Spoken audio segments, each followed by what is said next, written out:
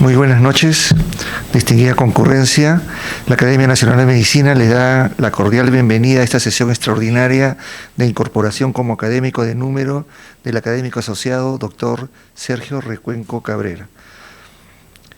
La mesa de honor está presidida por el doctor Gustavo González Rengifo, presidente, el doctor académico de número Óscar Pamos Reina, vicepresidente, el académico de número doctor Alfonso Zabaleta Martínez Vargas, secretario permanente.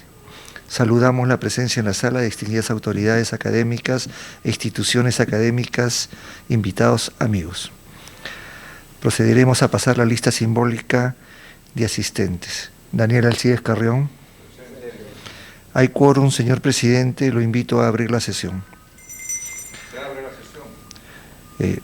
Vamos a empezar esta sesión haciéndole un homenaje a nuestro amigo, el doctor Fernando Carbone, que ha fallecido el día de ayer. Un minuto de silencio, por favor.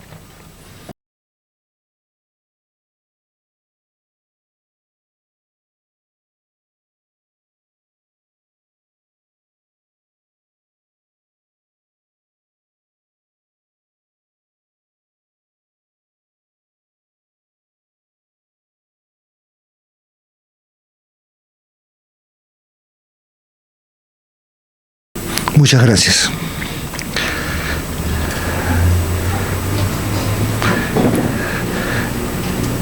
El académico de número, doctor Alfonso Zabaleta Martínez, hará la presentación de la hoja de vida del académico doctor Sergio Recuenco Cabrera.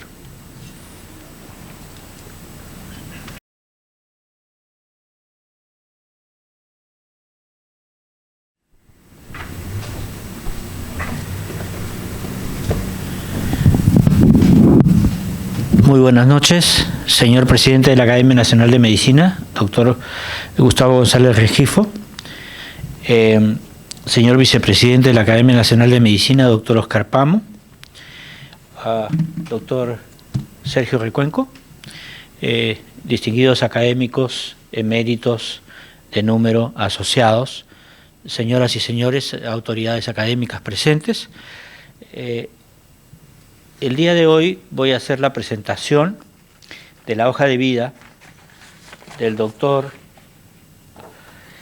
Sergio Recuenco Cabrera en esta ceremonia de ascenso académico de número. El doctor Sergio Recuenco Cabrera nació en Lima. Fue hijo del doctor Recuenco, médico formado en la Facultad de San Fernando, la Facultad de Medicina, y miembro de la promoción Juan Bernes, 1955. El doctor Recuenco, durante su infancia, vivió en el distrito del Rímac, acá en la ciudad de Lima. Estudió en el colegio primario privado, el Señor Crucificado, y en el colegio Santa Teresita del Niño Jesús. Era la época de su infancia, era la época del gobierno militar, ¿no? Dentro de esas coyunturas, la familia decide viajar de Lima a Trujillo y vivir en Trujillo. ¿Ok? Eso representa pues un cambio de horizonte de la familia. En Trujillo estudia los últimos años de primaria en el centenario colegio emblemático Centro Viejo de Trujillo. Ahora tiene otro nombre más largo, pero ese es el nombre con el que se le conoce de cariño a este colegio. Sus estudios de secundaria los realiza en el Colegio Nacional San Juan de Trujillo, otro colegio icónico, ¿no?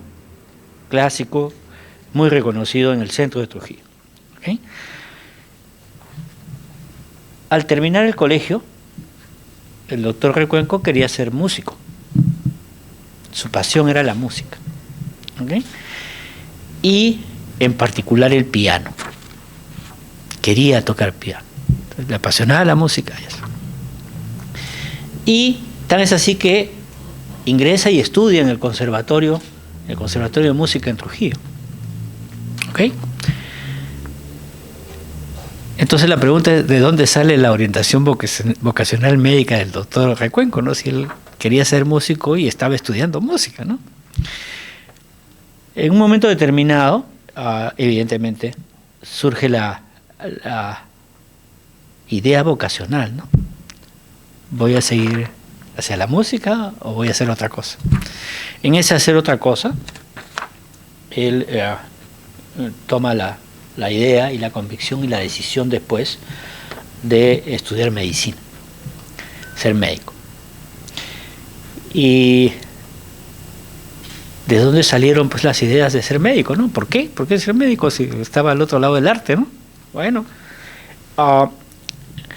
el doctor Recuenco viene de una familia y de una niñez muy sólida,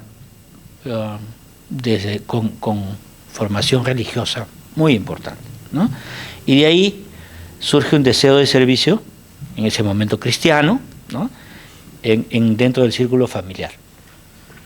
De menor peso, según él me comenta, era la idea de que su padre era médico, pues, ¿no? Entonces él toma la decisión de estudiar medicina. En un principio quiere venir a Lima, ¿no? A Lima a estudiar en San Fernando, igual que el padre, pero su papá le dice, considerando la época, los movimientos, el problema del gobierno militar y todas las cosas, y los universitarios todos conocemos cómo se mueven ¿no? en reacciones, entonces su papá le aconsejó que no viniera a Lima. ¿Okay? Entonces él se prepara para postular a la Universidad Nacional de Trujillo e ingresa en un muy buen puesto, ¿sí? Postula, se prepara e ingresa y hace toda la carrera de medicina en Trujillo. Pero no solo hizo medicina en la universidad, él rápidamente se reúne con otros estudiantes, ¿no? Y se integra durante la época de estudiante al Círculo de Extensión Sociocultural Daniel Alcides Carrión, ¿no? Que era la organización juvenil universitaria no política más antigua de la Universidad Nacional de Trujillo, que reunía estudiantes, pero estudiantes con vocación social, ¿no? Entonces él en esta organización juvenil hace un intenso activismo en acciones educativas y culturales, pero desde el punto de vista médico era un grupo que armaba servicios de salud, como postas de salud, ¿no? Integrada por los mismos estudiantes que apoyaban eso. Y por supuesto, una vez que se instalaba la posta y funcionaba, ya tenía clientela, entonces se lo transferían, ¿no? De alguna manera al Ministerio de Salud para que tomara esa iniciativa, en una zona ya abierta, en realidad, para la colectividad. Él culmina la carrera de medicina, se gradúa de bachiller en medicina y luego se titula de médico cirujano en esta universidad, la Universidad Nacional de Trujillo, en 1992. Y para graduarse y titularse, hace un estudio. Y este estudio, como vamos a ver más adelante, era un estudio interesante de una enfermedad supuestamente rara, ¿no? En ese momento. Entonces él hace una tesis sobre síndrome de Guillain-Barré en niños y obtiene, ¿no? los casos del Hospital de Belén. Para ese entonces, la enfermedad de Guillain-Barré era una enfermedad relativamente rara en el país, ¿no? Años después ha sido una enfermedad epidémica, como hemos visto hace muy poquito, ¿no? Y la tesis del doctor ha sido uno de los aspectos, una de las lecturas importantes cuando el Ministerio de Salud ha tenido que enfrentar la epidemia de Guillain-Barré que se dio hace 2-3 años, ¿no? Él describe 15 casos pediátricos en el Hospital de Belén en Trujillo en esa época. ¿Okay?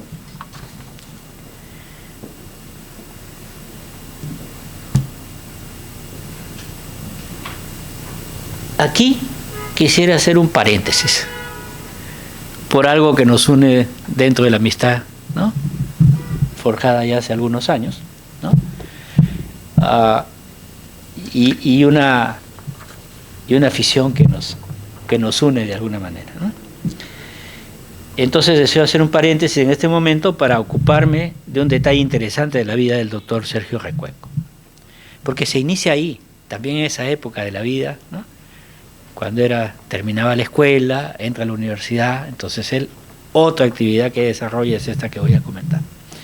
Se trata de su afición por la filatelia. Él colecciona estampillas desde esa época. Y ya era activista también y se une pues, a un grupo de filatelistas en Trujillo, ¿no? Que hacen mucha actividad, una actividad muy intensa, durante el periodo que el doctor Recuenco estuvo en Trujillo. Entonces hay una época de auge, ¿no?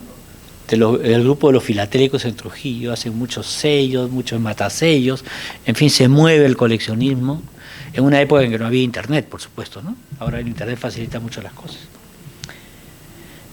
Luego, cuando empieza a trabajar como médico, va a hacer un periplo por varias instituciones y por varias instancias, ¿no? Y cuando llega a Lima, por supuesto, contacta con los filatelistas en Lima. Pues. En Lima, en general, habían dos grandes organizaciones, la Asociación Filatélica Peruana, una institución de personas mayores, coleccionistas evidentemente con mucho más dinero, capacidad económica, etc. Y de alguna manera estaba surgiendo un círculo de jóvenes coleccionistas que recibe el nombre de Círculo Amigos de la Filatelia. Un club que compartimos de alguna manera, ¿no? A lo largo del tiempo, ¿no? Y institución donde el doctor Recuenco llega a ser presidente, ¿no? Dándole mucho ímpetu y empuje como lo hizo en Trujillo con la Asociación de Filatelia. Él es un apasionado de la filatelia temática, ¿no? Que es una subespecialidad dentro de la filatelia. Y tiene colecciones premiadas en exposiciones y en competencias. Una de ellas, por ejemplo, trata de la epidemia del SARS, estampillas, sobres, etcétera, material filatélico sobre el SARS, ¿no? El SARS fue una epidemia, ustedes se acuerdan, ¿no? Que asustó a todo el mundo y que, en fin, él tiene una colección sobre eso. Tiene una colección de banderas, ¿no? Símbolos patrios, y tiene una colección sobre el cóndor, ¿no? Muy típica. Miren, imagínense, ¿no? El Perú tiene, creo que una o dos estampillas del cóndor, pero él ha buscado estampillas de todos los países de la región y similares, ¿no? Actualmente está coleccionando estampillas sobre el tema del ceviche. El ceviche es un plato típico peruano, ¿sí? Entonces, está ahí tratando de armar una colección, ¿no? Competitiva para esto. Ok. En determinados momentos de su carrera, él es convocado para dictar clases de música y en particular piano. Entonces él comparte los estudios con el dictado de clases de piano en un colegio para jóvenes de secundaria. No perdió su pasión, continuó con su pasión de la música. Ahora es una pasión privada, ¿sí? Pero la ha continuado toda la vida. Entonces estas dos aficiones, o estas dos temáticas, lo han acompañado a lo largo de su vida profesional. Al terminar la carrera en la Universidad Nacional de Trujillo, tiene que hacer el CERUMS, ¿no? Y en esa época se da en el Seguro Social un concurso para acceder a las plazas de CERUMS. O sea, entró por concurso al hacer el CERUMS. Entonces lo asignan a un centro de salud en Samanco, ¿no? Entonces él con algunos compañeros se presentan pues a hacer su CERUMS el primer día a un centro de salud del Ministerio de Salud. Y todo el grupo fue rechazado. Pues dijeron, aquí necesitamos serumistas del ministerio, pero no necesitamos serumistas del seguro. Así que muchas gracias, ¿no?, por haber venido, pero... Entonces el Seguro Social, que era el que les había dado las plazas, pues los traslada a todo el equipo, que eran varios, ¿no?, al Hospital 1 de Casma, del Instituto Peruano de la Seguridad Social, y ahí hace su CERUMS el año que le toca, ¿no?, entre octubre del 92 y enero del 93. 92 hasta enero del 94. Ya graduado, él ya estaba en Casma, ¿no?, ya graduado, entonces empieza a ejercer en la ciudad de Casma, ¿no? Pone un consultorio, empieza a atender pacientes, en fin, hace vida social, ingresa al Rotary Club de Casma, otra organización también interesante en la ciudad, y desde 1994 hasta 1997 se desempeña como médico asistente y coordinador general de los programas de salud en el Hospital de Apoyo de Casma, en la región Ancash, para el Ministerio de Salud. A partir del 97, entre el 97 y el 98, lo designan director general de salud de las personas de la región Ancash. Y simultáneamente lo designan director de epidemiología del Ministerio de Salud en Huaraz. Entonces, la región Ancash va extendiéndose, va pasando a la ciudad capital del departamento, ya ocupando algunos cargos en el Ministerio de Salud. De octubre a diciembre le encargan ser coordinador de enlace para la colaboración de la Comisión Perú-Europa, ¿no?, en la sede Ancash del Ministerio de Salud en la ciudad de Huaraz.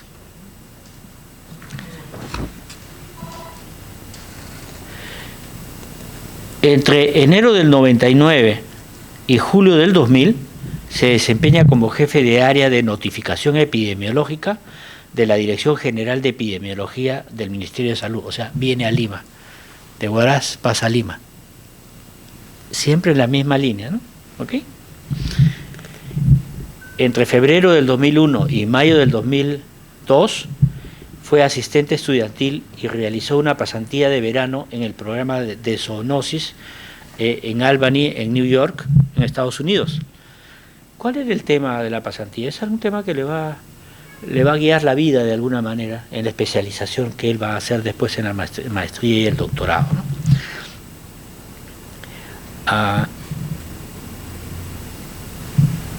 Esa pasantía lo hace entrar a un aspecto en desarrollo en ese momento, que era la geocodificación y cartografía, pero particularmente en rabia, ¿sí? Rabia terrestre en el estado de Nueva York. Entonces realiza la geocodificación, realiza el avistamiento, el mapeo del avistamiento de los cuervos muertos por rabia, ¿sí?, y dentro del programa de vigilancia del virus del Nilo Occidental en el estado de Nueva York. Se va acercando a la rabia, ¿sí?, a la rabia y a otras virosis, y a la epidemiología.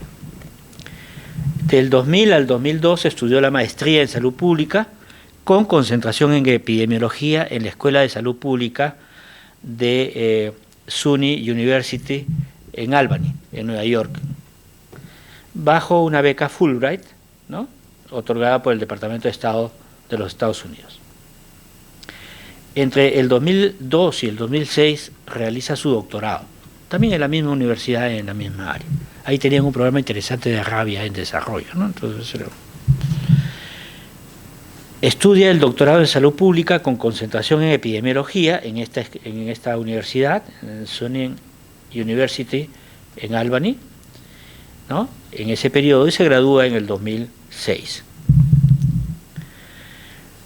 En el programa, según me cuenta el doctor Recuenco, en el programa de doctorado había que hacer prácticas doctorales, ¿sí?, asociadas a investigación, fundamentalmente en epidemiología. Y tiene que hacer 2 de los 4 años, 2 tiene que hacer prácticas doctorales para hacer investigación también.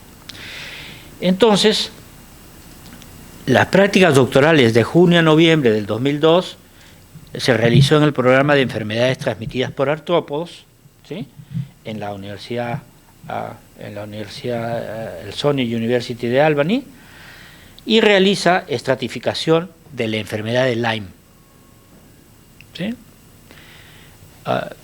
Para nosotros es poco conocida la enfermedad de Lyme, pero en el hemisferio norte y sobre todo en zonas boscosas, tanto en Estados Unidos como en Europa, pues el Lyme es bastante frecuente, ¿no?, la picadura de artrópodos, ¿no?, con la transmisión. Entonces él utiliza análisis espacial y datos ambientales, realiza geocodificación y mapeo de casos de la enfermedad de Lyme en el valle de Hudson, en Nueva York.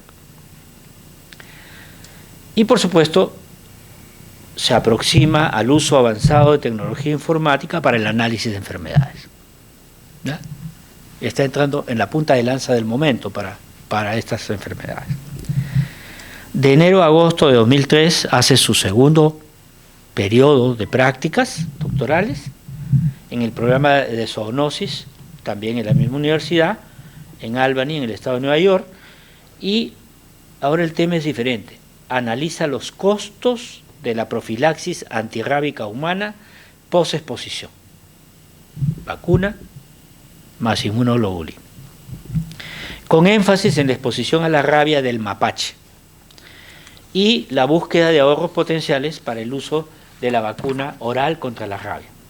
Participa en un primer estudio publicado sobre el costo de la rabia en el estado de Nueva York. El costo de la rabia y sus impactos. Entre noviembre del 2002 y agosto del 2006 participa en el programa de zoonosis del Departamento de Salud del estado de Nueva York, en Albany, y realiza investigación y vigilancia epidemiológica de enfermedades zoonóticas, incluyendo el virus del Nilo Occidental y la rabia. Rabia va apareciendo como la línea continua, ¿ok? Que después va a ser su especialidad de trabajo, de investigación, etcétera, ¿no? Se desempeña como consultor para un ensayo clínico de inmunoglobulina antirrábica, financiado por Kamada Incorporated, una empresa farmacéutica. De junio del 2007 a septiembre del 2008 se desempeña como investigador epidemiólogo del programa de rabia del CDC en Atlanta, en los Estados Unidos. O sea, salta al siguiente nivel de investigación y laboratorios, ¿no? En el CDC. Investiga sobre la epidemiología de la rabia, realiza análisis SIG y análisis epidemiológico espacial, y también en el desarrollo de un proyecto internacional sobre el control de la rabia. También es consultor médico epidemiólogo de guardia telefónica para la rabia, o sea, un servicio que tenía el CDC, ¿no? De escucha telefónica. De septiembre del 2008 a abril del 2014 se desempeña como epidemiólogo médico, ¿no? Becario de dirección del programa de rabia del CDC de los Estados Unidos. Realiza investigación sobre epidemiología de la rabia en humanos y reservorios animales. Sigue haciendo el análisis SIG y epidemiológico espacial, en lo que ya tenía varios años de experiencia, y mantiene las guardias telefónicas, ¿no? Para la recepción de llamadas de emergencia en los casos de la aparición de rabia humana.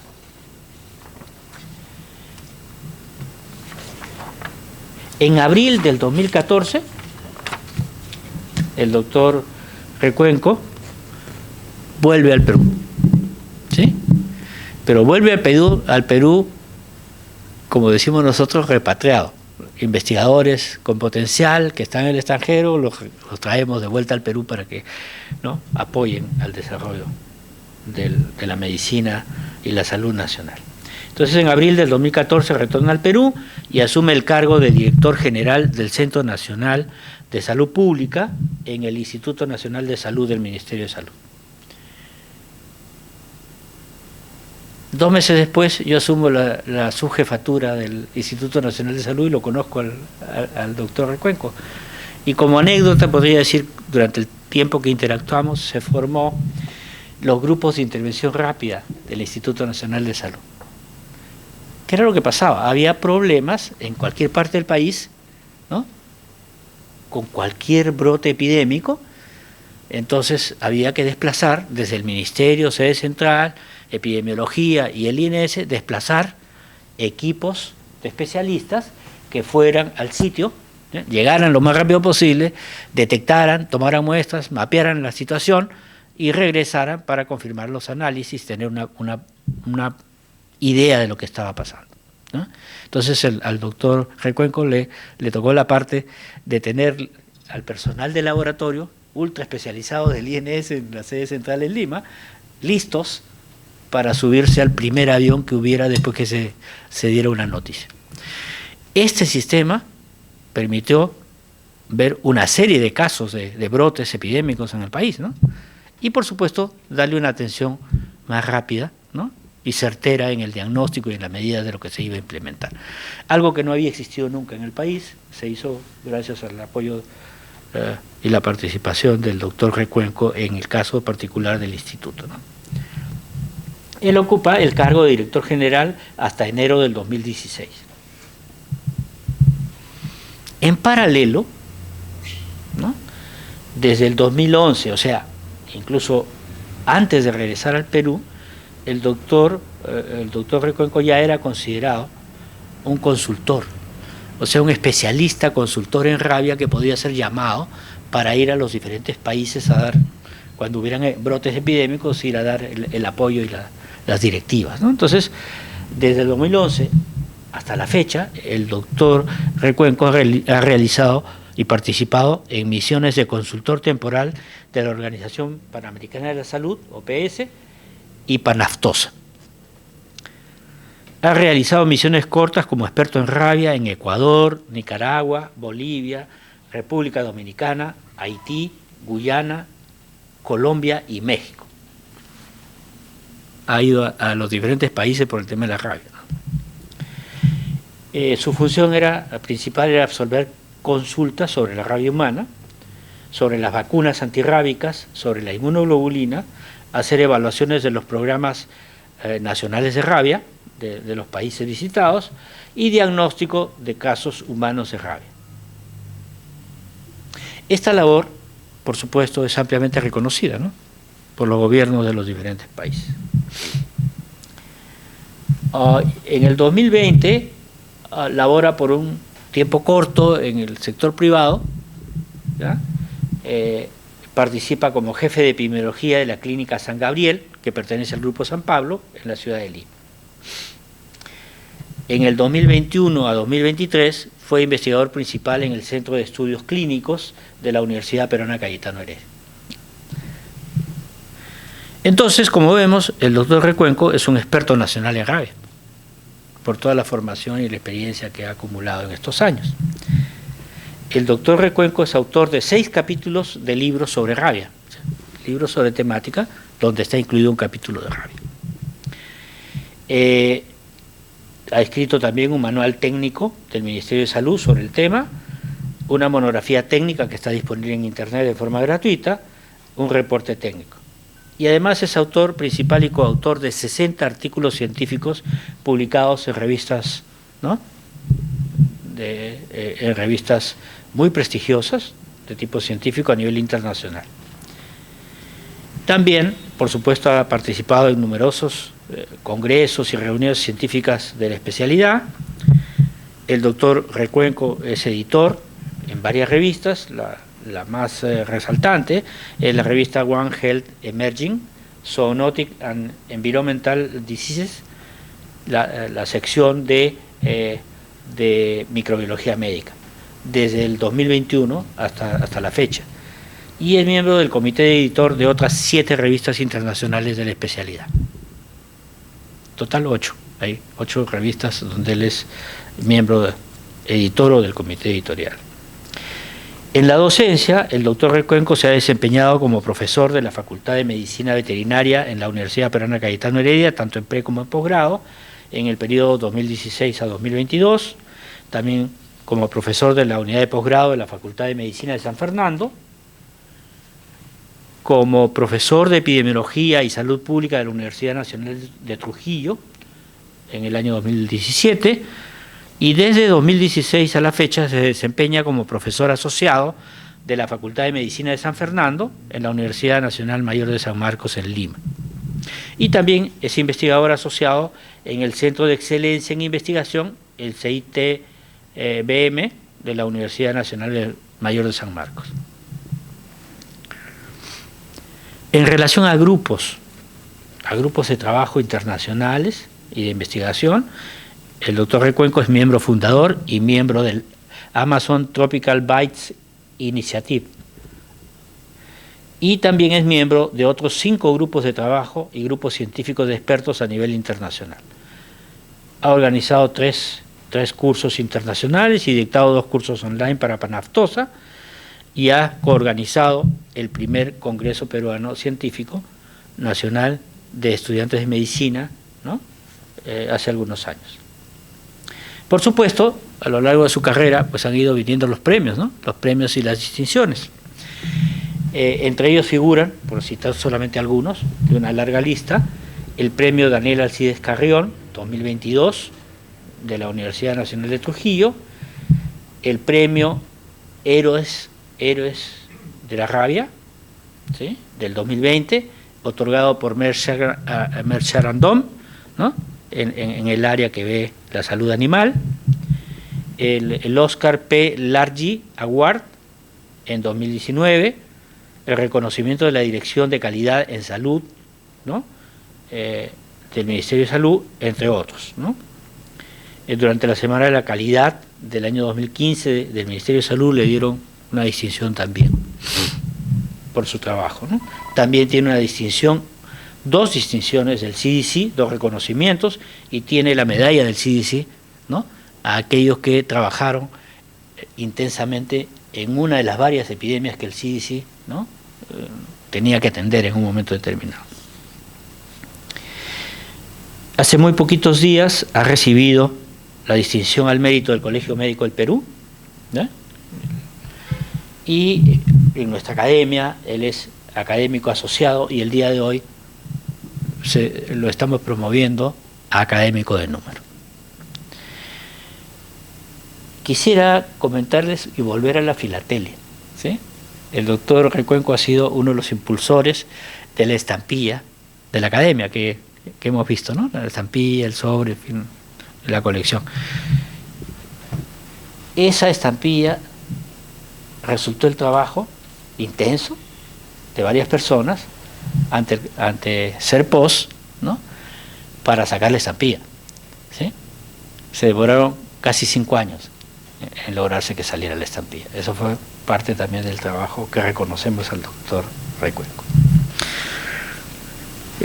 Con esto he concluido, señor presidente, al encargo recibido de la Academia Nacional de Medicina de presentar el currículum de vida del doctor Sergio Recuenco.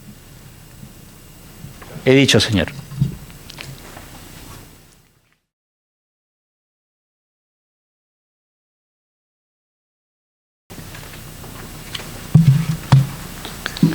Vamos a continuar con la sesión.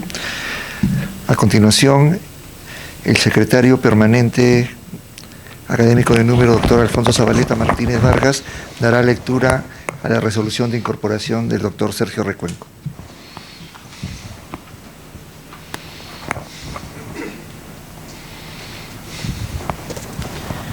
Resolución número 002 ANM 2024.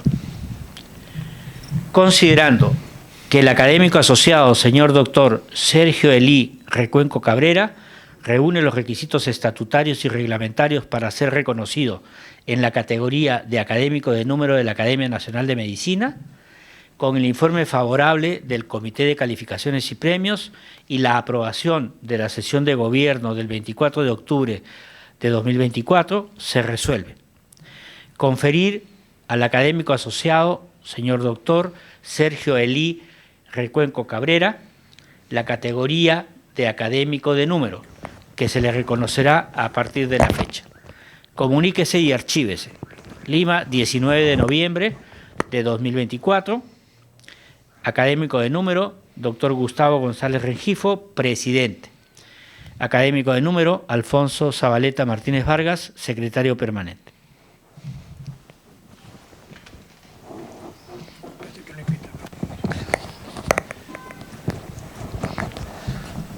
Invito al académico asociado, doctor Sergio Recuenco Cabrera, para su reconocimiento como académico de número.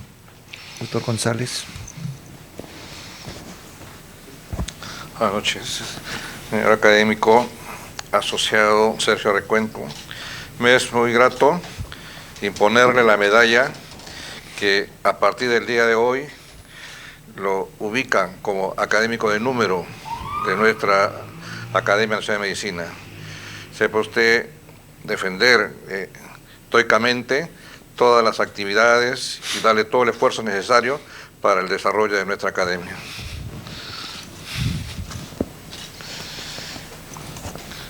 Igualmente hago entrega del PIN de nuestra academia y el diploma que lo reconoce como tal.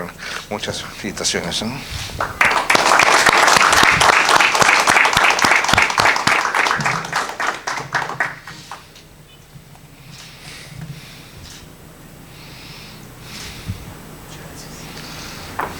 Muchas gracias, doctor.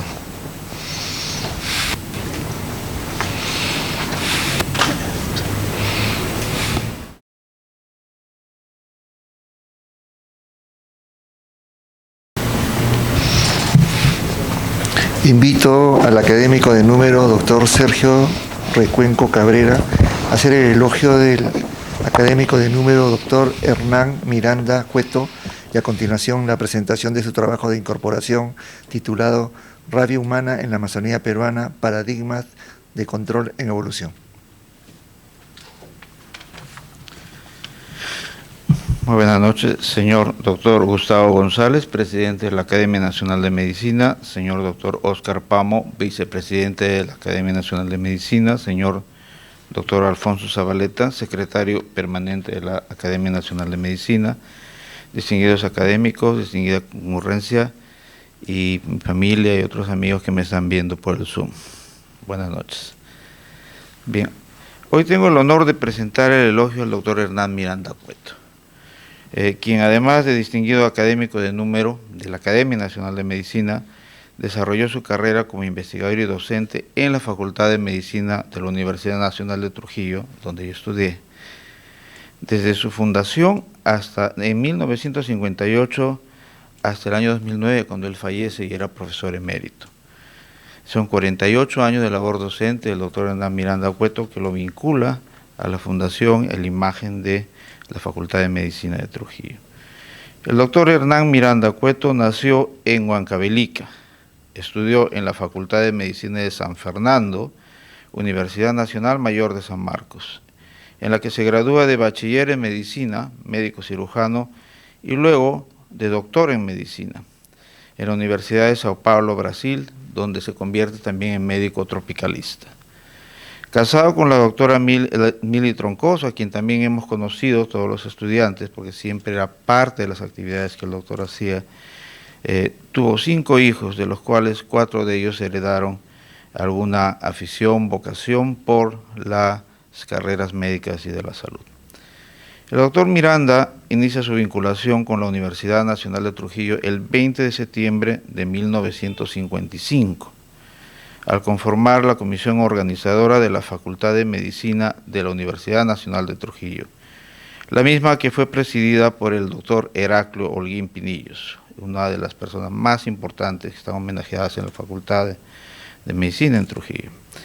El mismo doctor Miranda cuenta en las memorias de la Facultad de Medicina, publicada con motivo de los 50 años de la facultad en el año 2008, que después que el doctor Holguín le propuso ser jefe de la unidad de microbiología, él trató de convencer al doctor Óscar Rondón del Instituto Nacional de Salud acá en Lima de que él sea el jefe, para él trabajar con él y hacer el equipo ideal que él había soñado con el jefe, el doctor Rondón. El doctor Rondón no aceptó, permaneció en Lima, y el doctor Miranda no tuvo más que continuar con el plan de ser el jefe del área de microbiología en la Facultad de Medicina. Se convierte entonces en profesor fundador de la facultad, empieza sus labores en el año 1957, donde también trabaja como médico internista en el Hospital Belén de Trujillo. Ese mismo año empieza su labor como profesor de premédicas. Por cierto, las premédicas en Trujillo funcionaban desde más o menos 1935. Y de ahí continuaba medicina en Trujillo, de Trujillo a Arequipa venían acá a San Marcos, pero en algún momento esas plazas para los de fuera de Lima se redujeron, lo cual creó el caso más importante para que las facultades, tanto de medicina de Trujillo y Arequipa, sean fundadas. Entonces, el doctor Miranda inicia su labor en el año 57 como profesor. Tiene también la asignatura de Biología General, para luego ser designado jefe del Departamento de Microbiología y Parasitología, donde organizó eventos científicos de impacto regional, nacional e internacional. Es así que el doctor Miranda asiste al 8º Congreso Internacional de Microbiología en Montreal en el año 1962. Él menciona que también conoció ahí a los doctores Sabin y Salk, los creadores de la vacuna de la polio, entre otros doctores importantes de la época. Y al regresar al Perú, él decide organizar una reunión de microbiología en Trujillo y organiza la primera reunión nacional de microbiólogos y parasitólogos, y tenían la intención de llamarlo Congreso. El doctor Miranda también en una memoria corta sobre el tema menciona que les faltó el valor para llamarlo Congreso y finalmente lo llamaron Jornadas. Entonces así es que este primer evento de microbiólogos del país atrajo a los investigadores más notables de la época y llevó las primeras publicaciones científicas sobre el campo microbiológico de investigadores de la Universidad de Trujillo al conocimiento público. Puso en el mapa la facultad naciente muy pronto con el trabajo que se hizo con esta reunión. El doctor Miranda apoyó la gestión de la fundación del Hospital Regional Docente de Trujillo. Hubo un movimiento de los alumnos para que haya un hospital docente asociado a la facultad y él apoyó todas esas gestiones. Este hospital finalmente se inaugura el 18 de diciembre de 1962. Algo que hay que notar es que este es el primer hospital donde se inicia el residentado médico en el Perú. Esta es una referencia del doctor Walter Yaque, también académico asociado. El doctor Miranda gestionó la unidad de medicina tropical, que posteriormente se llamó Centro de Medicina Tropical y subsecuentemente se llamó el Instituto de Medicina Tropical de la Facultad de Medicina de Trujillo. Él la dirigió por muchos años y así lo he conocido y los hemos conocido todos sus alumnos. Son muchas investigaciones que se hicieron y en muchos temas que estuvieron a cargo del doctor Miranda y de su equipo. De tal manera que hay investigaciones en patógenos como paragonimiasis, enfermedades como queratomicosis, miasis, micosis superficial y profunda, leishmaniasis, tripanosomiasis, diarreas infantilis, helmintiasis, difolobotriasis, fasciolosis, centroongiloides, esporitrocosis, dermatomicosis y bartonelosis. ¿Qué recordamos los alumnos de él? Nos hablaba mucho de parasitología, nos abría un mundo diferente de cómo explorar la investigación médica más allá de los pacientes, buscando en los vectores animales, y hablábamos mucho de leishmania y de enfermedad de Carrión también.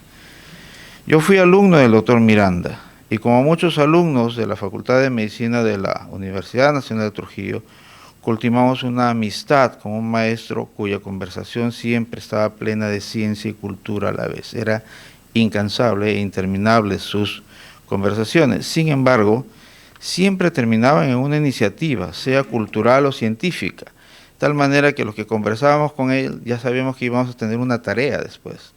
De todas maneras, como había esa vocación de hacer muchas cosas en Trujillo, en el grupo al que yo pertenecía, como se ha mencionado, pues lo tomábamos como mucho entusiasmo. Y era una persona que siempre estaba rodeada de estudiantes en la facultad. Era muy accesible y después tenía el apoyo a todas las iniciativas que él proponía. El maestro Miranda hizo que la Facultad de Medicina sea ese lugar especial para todos los que hemos estudiado allí, donde además de recibir formación médica, formaba nuestras mentes hacia la cultura y apreciación de las humanidades. El doctor Miranda Cueto tuvo una alianza de facto con los miembros del Círculo Sociocultural Daniel Alcides Carrión, el CESDAC, institución a la que yo pertenecía, sociedad estudiantil que aún existe, es la más antigua sociedad de estudiantes de medicina en el país, que entre otras cosas organizó el primer Congreso de Estudiantes de Medicina en el Perú en el año 1987. Yo fui parte de esta institución casi toda mi permanencia como estudiante en la facultad. El CESDA apoyó con entusiasmo las ideas del doctor Miranda como el de tener los viernes médicos el tener esos viernes médicos no solamente una actividad científica, sino algunas actividades culturales, música clásica, cosas que no eran tan usuales en la vida diaria de los estudiantes. Una de sus mayores iniciativas en la que todos participamos fue la construcción del mural de la fachada de la Facultad de Medicina, un mural de mosaico que fue obra del artista Víctor Delfín. Él lo contactó directamente, el doctor Miranda siempre tenía contactos artísticos, se movía en ese tema, sea la música, la pintura. Por cierto, su casa era un verdadero museo. Las veces que él abría su casa a los estudiantes, que eran muchas, pues podíamos apreciar literalmente cuadros de artistas conocidos hasta en el baño, ¿no? Él era amigo de Gerardo Chávez, era amigo de todos los pintores que podemos reconocer y que iban a Trujillo, y también fue promotor de la Bienal de Arte y está involucrado en toda aquella actividad cultural que había en Trujillo. Entonces no era extraño de que alguno de esos cuadros terminen en su galería, de alguna de las paredes, inclusive el techo de la escalera de su casa. Bien, entonces este mural, que fue iniciativa del doctor Miranda y toda la facultad se unió, y el CESDAC se unió, y todos los alumnos lo tomaron, contó con el apoyo de Prolima. Cada una de las piezas que es de cerámica que colocamos es un recuerdo especial para los alumnos que estuvimos ahí. Pero también recordamos que el doctor Miranda cambiaba con frecuencia las ideas del artista. Y esas discusiones de que por qué una forma u otra debía ser, que eran muy interesantes, hasta anecdóticas, pues terminaron que quede plasmado definitivamente en el mural aquellas ideas y cambios que el mismo artista Delfín aceptó finalmente. Bueno, no solamente queda reflejado permanentemente eso en el mural, sino también el recuerdo del docente que va de la mano con los estudiantes de manera integral, y ese recuerdo queda permanentemente en todos los que fuimos sus alumnos.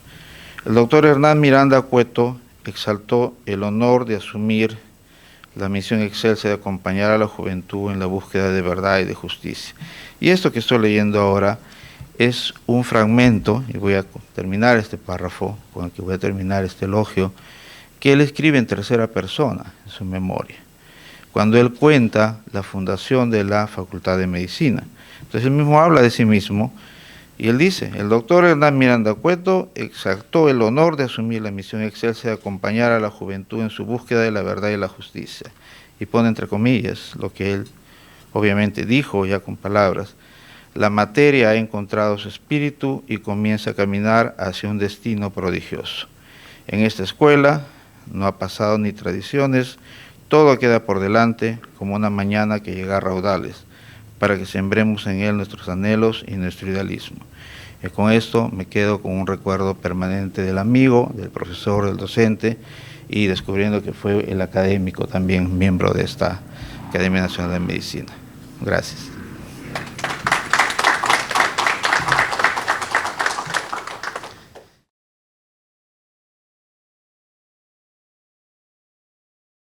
Y a continuación tengo la tarea de mostrar algo de mi trabajo. Lo que voy a mostrar, si las publicaciones que muestro ahí no son mías, están ahí porque las admiro. O sea, ahí más o menos les voy a decir cuáles son.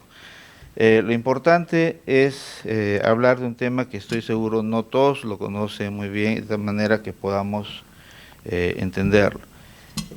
No es usual, y lo digo por experiencia, porque no tengo muchos colegas que trabajen en Rabia con los que interactúe, somos muy pocos. Entonces, de alguna manera, como le comenta alguien, alguna de estas asesorías uno las tiene por walkover, ¿no? Pero uno va ganando experiencia y se va identificando en esta línea, y esto que voy a conversar es una evolución de un trabajo de muchos años. Okay. Bien, inicio entonces, sí, también rendiendo homenaje a las dos niñas que fallecieron este año en febrero. Dos niñas que no debieron morir, dos niñas que debieron ser vacunadas, porque Perú ya tiene un programa, como voy a contar, en la evolución de los paradigmas para el control de rabia humana en Amazonía, y dos niñas mordidas por gato. Lamentablemente, ¿sí? ¿Está bien? Sí. ¿Es acá? Lamentablemente no hay un informe oficial describiendo los casos, cosas de los tiempos. Hay sí un informe técnico del INS que agradezco se haya publicado, porque estas víctimas no pueden quedar en el olvido. Les debemos que no haya más muertos, y de esto trata esta presentación, de lo que se ha hecho para que se acabe con estas muertes.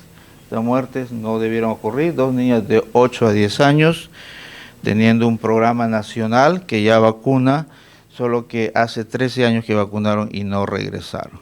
Entonces esto no es una crítica, es solamente un reflejo de cosas que tenemos que trabajar en el sistema de salud, y como vamos a ver al final, rabia no está desconectado de muchas otras cosas que debemos atender. Entonces, un homenaje para que estas niñas no queden anónimas y que ustedes van a ver, no deberíamos tener más de estos problemas. Nuevamente. Bien, entonces, no voy a repasar el conocimiento de rabia, solo voy a recordar que esta es una de las enfermedades más antiguas reconocidas con la lepra. Y ustedes tienen acá algunos hitos súper importantes, están en todos los libros antiguos, hay un reconocimiento de mordedura de perro, muerte con hidrofobia, pero en 1885 tenemos vacuna. La salvación del mundo ocurre y todos los institutos Pasteur del mundo, incluyendo el de Argentina, el de Brasil, en muchos lugares de África y de Asia, se crearon alrededor de la producción de la vacuna. Entonces el Instituto Nacional de Salud también produce su vacuna, pero acá no se crea un Instituto Pasteur, sino el Instituto de Vacunología lo toma. Muy importante esa fecha, y otra fecha importante en 1954, donde pasa algo que es poco frecuente escuchar ahora. De un momento Latinoamérica lideraba la lucha contra la rabia en el mundo, y la vacuna humana, hecha con cerebro ratón lactante, es una colaboración entre Chile y Argentina, y la vacuna fue en salida a Palacio, que ahora ya no está recomendada por ser de tejido nervioso. Todavía se sigue, si no me equivoco, en 2 países de Latinoamérica y algunos de Asia. Está ya vetada por los efectos adversos posibles, pero en un momento este fue el modelo. Esto fue como el mundo empezó contra la rabia humana. En la actualidad, desde 2015 sabemos que un cálculo de carga de enfermedad son como 60.000 personas mueren al año por una enfermedad que ya tiene cómo evitarse. Bien, no sé para dónde. Ya. Bien, recordatorio del virus de la rabia probablemente es uno de los más conocidos. La ultraestructura del virus está tan conocida que se utiliza para hacer virus recombinantes, se utiliza como vector para otros virus, y una cuestión un poco más de ciencia ficción, se está utilizando hasta para postular tratamientos de cáncer de cerebro, porque pasa la barrera hematoencefálica. Entonces, todo esto de desarrollo del virus, toda esta investigación permite crear virus quiméricos y otras cosas. Pero lo que quiero presentarles acá es de que el virus de la rabia es parte de un genus de 17 virus y se siguen descubriendo más. Casi todos fueron encontrados en murciélagos. La mayoría están, ninguno en Latinoamérica, afortunadamente, más allá del virus de la rabia, que sería el virus rabia 1, y todos los demás están en otros países. ¿Cuál es el problema de esto? Es que las vacunas no cubren para todos los virus. Por lo tanto, sí hay una alerta, un temor de que puede haber epidemias si no tengamos nada que hacer en ninguna vacuna preventiva. Sin embargo, la vacuna ha progresado más o menos para 2 o 3 grupos, porque hay 3 filogrupos acá. Para 2 de ellos la vacuna sí cubre y se sigue utilizando desarrollo de cócteles de antígenos para desarrollar una vacuna que pueda cubrir. Eso es una lucha permanente. Sin embargo, tranquilos acá en Latinoamérica, porque solamente tenemos una variante, que es el original virus rabia, y que está bien cubierto por la vacuna. Un recordatorio de que es un virus neurotrópico. Parece que es algo que, sobre todo en la Facultad de Medicina y en el Servicio de Salud, hay que recordarlo. No se contagia por la sangre, no se contagia por las heces, no se contagia por la orina, porque solamente vive en el tejido nervioso. Llámese nervios, masa encefálica y terminaciones nerviosas. ¿Qué es lo importante para esta presentación de rabia en Amazonía? Cuando el perro muerde, llega a la placa neuromuscular, y ahí es donde se inocula el virus. Y cuando el perro muerde, hay abundante cantidad de virus. Cuando un murciélago muerde, como nos vamos a ver, es en la superficie, en la piel, y son terminaciones nerviosas de la piel. La cantidad de inóculo es mucho más pequeña. Lo que pasa es que en Amazonía, como vamos a explicar, hay muchísimas mordeduras prácticamente diariamente. El tránsito desde el ingreso del virus hasta el sistema nervioso central, lo que llamamos periodo de incubación, y es cuando podemos hacer algo, cuando podemos vacunar. Una vez que ya llegó al sistema nervioso central, no hay nada que hacer, se presenta el cuadro síndrome neurológico, encefalitis rábica, y lo único que ocurre es calcular cuántos días más va a vivir, y en la actualidad se habla de tratamiento agresivo, tratamiento experimental, pero no hay ninguno en definitiva que asegure la sobrevivencia. Tampoco tenemos antivirales. Hay una carrera intensa en farmacología para descubrir antivirales apropiados, tanto para Ebola como para influenza y para otros. Lo que significaría el cambio de juego de tener un antiviral y reemplazar la vacuna de influenza es inmenso. Y en esa dirección están trabajando para buscar antivirales. No los tenemos todavía. Bien. Entonces ahora sí vamos a hablar un poco de Amazonía y lo que nos preocupa, el ciclo selvático de la rabia por vampiros. ¿Dónde hay vampiros? No lo están en Rumanía, no hay nada en Transilvania. Las leyendas de Drácula y de los vampiros son leyendas folclóricas asociadas a mordeduras de lobos que sí tienen que ver con rabia, pero no con murciélagos. Los murciélagos vampiros solo existen en Latinoamérica, desde México hasta el norte de Argentina y Uruguay, donde ha habido casos de rabia bovina, que es uno de los animales más afectados, y también de rabia humana, por mordedura de murciélago o animales intermediarios contagiados por mordedura de murciélago. Como esto es algo amazónico, veamos, pues, este es el modelamiento de qué es lo que llamamos cuenca amazónica. Este es la biomasa amazónica. La cuenca amazónica abarca 9 países, y la parte amazónica de esos países es la menos poblada, con población dispersa. Los murciélagos, como vamos a ver, están en toda Latinoamérica. Las grandes poblaciones están en la costa, las poblaciones amazónicas están dispersas, y más o menos hablamos de 25 millones de personas que están en el área amazónica propiamente dicha, y 8 millones más o menos en áreas de acceso limitado. El modelar que llamamos acceso limitado es buscar referencias de cuánto una persona está dispuesta a caminar, o una mujer está dispuesta a caminar para dar a luz en un centro de salud, y cuánto ya es muy lejos y no van.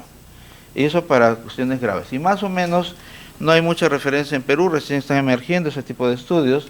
Estamos hablando de 17 kilómetros, a lo más. Entonces, todo lo que está fuera de esto se ha modelado para tener una idea de 8 millones. Y aquí viene una de las reflexiones que constantemente es un problema para hacer entender la prioridad de este tema. Si son solo 8 millones de personas, estamos hablando de países que suman más de 100 millones, ¿por qué este es importante? Y este es algo bien interesante, porque un solo caso de rabia es un escándalo político. Es una demostración de que el sistema no funciona, o como vamos a ver, es una demostración de que nuestro sistema es racista y discriminador. Esto, sobre todo con la Amazonía. Viven muy lejos y no podemos llegar, pero eso no es de ahora. ¿Dónde están las estructuras propuestas para compensar esa falta de servicio? Entonces, en teoría, aceptamos que ocurra esto, pero el costo político y el costo de credibilidad del sistema es enorme, aún con estos pacientes que no podemos llegar a tiempo. Entonces, pues, los paradigmas tratan de eso, de qué hacemos frente a eso. Bien, presentarle a las estrellas de esta enfermedad, el Desmodus rotundus, que es el más común. Este es Perú, donde se ha encontrado, literalmente está en todo el territorio. Hay dos más, Diphila cordata y Diademos youngui. Está demostrado que también pueden morder personas, principalmente se alimenta de aves. Se ha avistado menos, no significa que no esté. Algo importante, es que tenemos la cordillera de los Andes. Entonces tenemos la familia de murciélagos de Desmodus, que es el más común, o vampiro común para el lado amazónico, y otras familias para el lado de la costa, que son muy abundantes. Sigue siendo motivo de estudio de qué se alimentan, porque aquellos requieren sangre. Vamos a explicar la mordida, vamos a ver algo de eso. Mínimo cada 24 horas, después de 48 horas se deshidratan y mueren. Por instinto de supervivencia se tienen que alimentar sí o sí. Si transmiten la rabia y el animal del que se alimentan se murió, tienen que buscar otra presa, y ahí está el origen de por qué las personas son mordidas cuando están cerca y son cuidadores de ganado vacuno, por ejemplo. Entonces, no tenemos rabia en la costa gracias a la cordillera de los Andes por ahora, porque aquí tenemos una parte en Cajamarca donde la cordillera baja, y está demostrado, hay estudios en los que he participado, donde hay intercambio viral e intercambio genético entre familias de acá. O sea, se pronostica que poco a poco, si es que llega a la costa, va a ser por acá y sería un desastre epidémico y problemático, al cual, a pesar de que esto se ha advertido hace como 10 años, no hay mayores planes. En paralelo, Estados Unidos tiene un problema serio porque ahí nomás en la frontera de Texas ya tiene murciélagos vampiros, ha habido incursiones de murciélagos vampiros y están preparándose para el ingreso de murciélagos vampiros y para el impacto económico que va a tener al morder el ganado bovino y los brotes de rabia dentro de 30 años. Pero ellos ya tienen ahorita propuestas de ley para no proteger por los animales, como estos están protegidos por ley. Si ingresan va a ser animal protegido, pero no podría ser animal protegido. Entonces ya están preparando la propuesta de ley de cambio, ya tienen todo. Nosotros tenemos el peligro inminente y bueno, parece que nosotros vivimos en otro ritmo, pero ya esto está publicado y conversado y solamente esperemos, no deseo que ocurra y que pueda ocurrir y tener que tomar una acción. Bien, rabia humana. La rabia humana, debido a perros, que es la transmisión canina, que es en rojo, se ha desplomado con la vacunación canina. Como voy a explicar, el paradigma para control de transmisión de rabia a personas por canes es vacunar canes. Es una de las intervenciones One Health, una salud más importante. Yo protejo a personas vacunando perros. Funciona bien ahí. Entonces, la gran campaña de los 90, sobre todo, ha desplomado los casos humanos transmitidos por rabia canina. Lamentablemente, como saben, tenemos un problema en Arequipa y el año pasado hemos tenido un caso. La conferencia no trata de eso, pues no voy a abundar mucho, pero quiero que vean los casos transmitidos por murciélago captados por el sistema de vigilancia desde 1992 del Nas Américas, que están en aumento. ¿Cómo es en Perú? Este es Perú desde el año 2000. El sistema de vigilancia funciona desde finales de los 80, desde 2000 ya está regular, son datos perfectamente creíbles. Los dos casos que mencioné de Amazonas, la provincia de Condorcanqui de este año, del cual no hay un reporte oficial, pero sí hay un reporte, un conteo oficial, están acá, están los dos casos. Aquí está el caso de Arequipa del año pasado y miren que en Perú ya tenemos aparentemente un buen control. Y esta presentación va a decir qué ha pasado, porque teníamos muchos, las barras azules son casos de rabia humana por murciélago.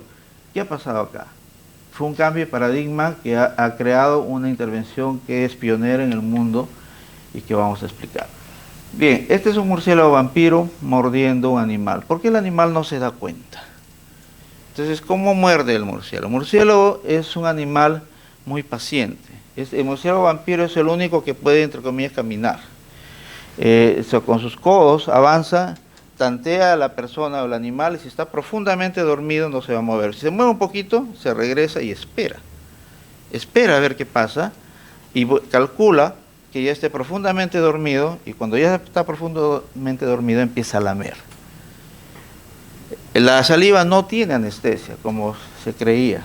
La saliva tiene anticoagulante, pero no tiene anestesia. Lo que hace es gastar todos los neurotransmisores de sensibilidad hasta que ya sabe que está agotado y muerde. Y su mordedura es plana. Ahí ya se está alimentando. No es como la de perro, que penetra el músculo. Entonces la cantidad de herida es pequeña, pero como tiene anticoagulante, una vez que terminó de alimentarse, esa herida sangra por 10 a 20 minutos. Si está alimentándose de una gallina, la gallina se muere. Y esa es una información epidemiológica interesante. Acá en este pueblo ha habido gallinas muertas. Entonces sabemos que están alimentándose, hay vampiros en actividad. No mueren por rabia, mueren por la hemorragia. Pero uno va a buscar los caballos y encuentra los hilos de sangre, las heridas, va a ver los cerdos. Su sangre favorita es de cerdos y de vacunos. Todo lo demás sirve cuando no hay lo otro, especialmente humanos. Bien, entonces este animalito que es abundante en todo el Perú y que en la Amazonía muerde diariamente, estos son sus lugares preferidos. ¿Y por qué muestro niños? Porque los niños son los más mordidos. Los adultos también. Acá lo que no estoy mostrando es la punta del dedo gordo del pie, que es un favorito en adultos, y el codo. El codo, que cuando uno interroga a las personas si ha sido mordida, niegan, sobre todo en adultos y en varones. Es una cuestión cultural, pero cuando uno lo examina, encuentra las heridas. ¿Y esto qué es? Ah, me mordió el murciélago, que justo que acababa de preguntar. Ese es un hallazgo común. Pero en niños ustedes van a ver mordeduras en cuero cabelludo, que parece un cortecito, punta de la nariz, dedos, y los niños son cuerpos pequeños. Y aquí es donde me olvidé de mencionarles, ¿por qué cuando hay un brote de rabia mueren niños primero? Porque su cuerpo es más pequeño, la distancia que tiene que recorrer el virus para llegar al sistema nervioso central es mucho menor que la de un adulto. Eso va a tener importancia más adelante cuando contemos qué pasó con las intervenciones. Bien, solamente mencionar que los murciélagos pueden morder otros animales y esos animales pueden morder personas, y hemos tenido casos como en Oxapampa, en Apurímac, por mordedura de carneros, por mordedura de caballos, transmisión de rabia por alpacas en varios países. Entonces, cuando hay una mordedura de un animal silvestre o un animal que aparentemente tiene un problema neurológico, hay que sospechar rabia si la zona es epidemiológicamente activa. Bien, desde el Perú, en el Perú tenemos reporte de 1975, el epicentro siempre ha sido la provincia de Condorcanqui, Santa María de Nieva y todos los centros poblados. Esta es solo una de las casas. Recuerden que la selva es inundable, están abiertas, los murciélagos pueden penetrar inclusive en espacios muy pequeños, 2 tablas juntas en un espacio pequeño, pueden volar por ahí, no es difícil para ellos, o sea, la exposición a la población es masiva. Y este es un artículo muy reciente de un grupo argentino. Decía, si no lo soy autor es porque los admiro, y admiro lo que han puesto acá. Como técnicas moleculares, ellos pueden aplicar reloj biológico y decirnos desde cuándo tenemos rabia en murciélagos en las Américas, pues estos son datos de las Américas. Ellos tratan de ver cuál es la secuencia de ancestros de transmisión de animales. ¿Por qué nos interesa acá? Es que la rabia, en modos rotundos, en Amazonía y en otras partes, no tiene más de 150 años. Sí. Cuando uno ve y examina la historia de la rabia en las Américas, no encuentra ninguna señal de nada parecido que haya ocurrido en la época precolonial. No hay ni siquiera palabras que impliquen agresión de perros.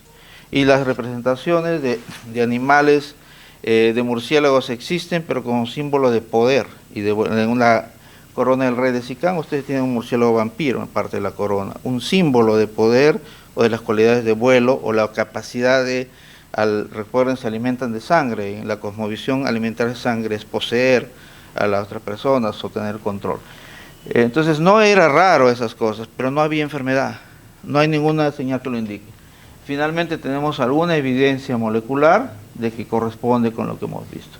De modo rotundos es el amigo que acabamos de ver y que está presente en toda la discusión. Ya. Bueno, son factores generales: pobreza, educación, la multiculturalidad, lenguaje, etcétera. Nada nuevo para Esta es una casa de un niño de 15 años, uno de los víctimas en el año 2015 en Soledad, Río Curaray, para entender de que sí, se tratan de proteger de las mordeduras, hasta con los mosquiteros para malaria, pero eso está roto.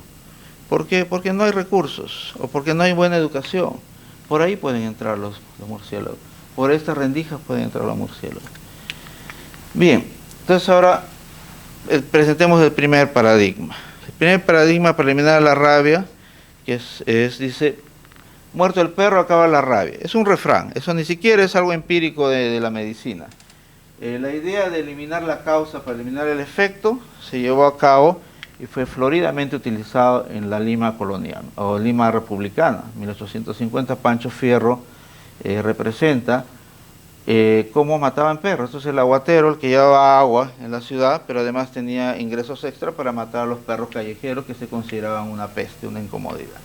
Entonces, estas 3 imágenes de Pancho Fierro con bastante crueldad muestran algo que es inaceptable en el presente. Bueno, la ciencia también lo dice, no se ha controlado la rabia matando perros. La ciencia actual, definitivamente, el control únicamente eliminando el reservorio es imposible. Entonces es obsoleto, pero este es canino, no es murciélagos. ¿Qué es lo que hicieron?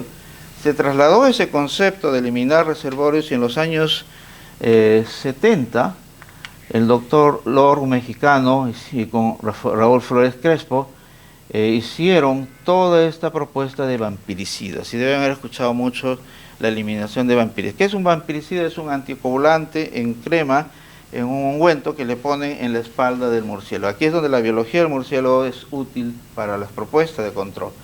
Los animales, los gatos, ustedes han visto que ellos se lamen, son muy limpios, pero los murciélagos son más limpios. Los desmodos rotundos son mucho más limpios.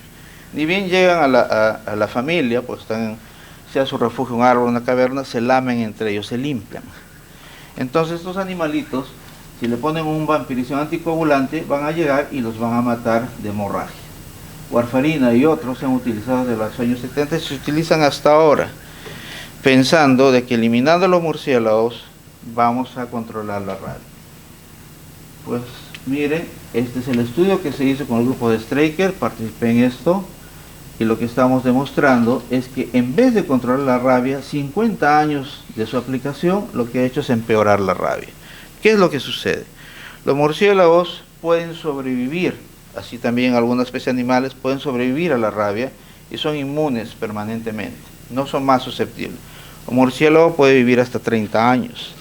Yo quiero un murciélago inmune y no quiero un murciélago susceptible, porque el susceptible va a ser enfermedad activa y va a contagiar al morder, siendo tan frecuente la mordedura.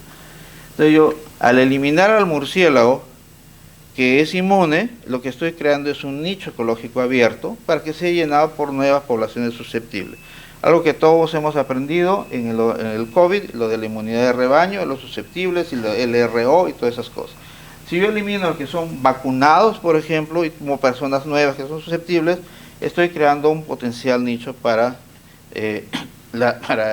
perpetuar la transmisión cuando ya había logrado la interrupción. Entonces, lo que han hecho estos vampiricidas que usualmente llegan después, es decir, hay la alarma del brote, aplican el vampiricida, matan a los que sobrevivieron, vamos a explicar cómo llegando tarde arruinamos todo, y durante 50 años de aplicación en Perú, este es hecho en Perú, este grupo de que trabaja desde que, bueno, cuando estaba yo en el Centro de Control de Enfermedades en Atlanta, él quería trabajar en Costa Rica o en México o en Perú, obviamente hubo un empujón enorme para traerlo a Perú, le gustó, y tiene como 15 colonias que están 15 años más o menos siguiendo aprendiendo mucho de qué pasa. Pues esto demuestra que no, en vez de controlar la rabia, lo que he hecho es perpetuar su transmisión. ¿Cuál es el problema con esto? De que en la ganadería, que es otro enfoque, hay mucha preocupación por el pérdida de peso del ganado, que los animales, los vampiros se alimentan de la sangre del ganado, y ellos están más preocupados que eso, que en la prevención de la rabia. Por lo tanto, lo siguen usando con ese objetivo. Bien, entonces el paradigma de eliminar reservorio no nos sirve, murciélagos. El paradigma de la transmisión vacunando al reservorio, tenemos que en la rabia canina sí funciona. Por supuesto que funciona, ya lo había explicado. Vacunando perros, 80% de cobertura, 6 años se interrumpe, por lo tanto, si no hay perros con rabia, no va a haber transmisión a personas. Ese es el paradigma actual para rabia canina. Y ese es el problema que tenemos en Arequipa, que no logran esto, y que los que parece que están logrando están interrumpiendo la rabia. Este es el paradigma que sí funciona para rabia canina, porque podemos contar los perros, podemos estimar cuántos hay, sabemos que son afines a las personas, son antropogénicos, van a estar cerca de las personas, por lo tanto yo puedo calcular cuántos hay, pero en murciélagos no. Estudios con radiotransmisores para encontrar las cuevas han implicado que hay que perseguir al murciélago en avioneta para encontrar su cueva. Es costosísimo. No sabemos cuántos hay, no sabemos cuántos refugios hay, no podemos calcular una cantidad, ni tampoco podemos agarrar uno por uno y vacunarlos en el presente. Entonces este paradigma no funciona. Si funciona para rabia canina, no funciona. Entonces, ¿qué hacemos? El paradigma de la vacunación humana. 1885, Pasteur vacuna a este niño. Este niño, no recuerdo su nombre ahorita, fue mordido por un perro rabioso, le aplicaron la vacuna e interrumpieron la migración del virus hacia el sistema nervioso central y salvaron al niño. Este paradigma persiste hasta ahora, es el paradigma de la profilaxis post-exposición. Entonces, las normas estándar de la Organización Mundial de Salud hasta el año 2018, vamos a contar qué pasó, solo era vacunación después de mordeduras o solo personas que por razones ocupacionales trabajan en el laboratorio o van a viajar a un lugar con mucha rabia, se ponen la vacuna preexposición. Hasta el año 2018 era así. ¿Qué es lo que pensamos? Si no puedo controlar los vectores, no puedo controlar la transmisión, veamos qué pasa si podemos vacunar. Bueno, aprovecho para poner acá el ciclo, qué es lo que pasa con rabia humana, de dónde viene todo este problema de la circulación y las mordeduras. Esto, por gracioso o que parezca, no hay una publicación que explique hasta el año 20, esto lo publiqué en un libro, Rabia y Rabies Vaccine, salió en el año 20 durante la pandemia, pero la idea es poner en el mapa este tema, en la agenda, y hacer entender al público o a los científicos del tema cómo ocurre. Una colonia de vampiros está sana, se alimenta de los animales que están alrededor, si hay vacunos o de personas, como hemos visto, pero no hay transmisión. O sea, hay mordeduras todos los días, como ocurre ahora, y no hay transmisión. Hasta que esta colonia se infecta de otra colonia, se contactan y empieza a haber una epidemia en la colonia de murciélagos. Como hay un periodo de incubación, una vez que el murciélago es infeccioso, que el murciélago infeccioso contagia al ganado vacuno o otros animales, pero va a pasar más o menos un mes.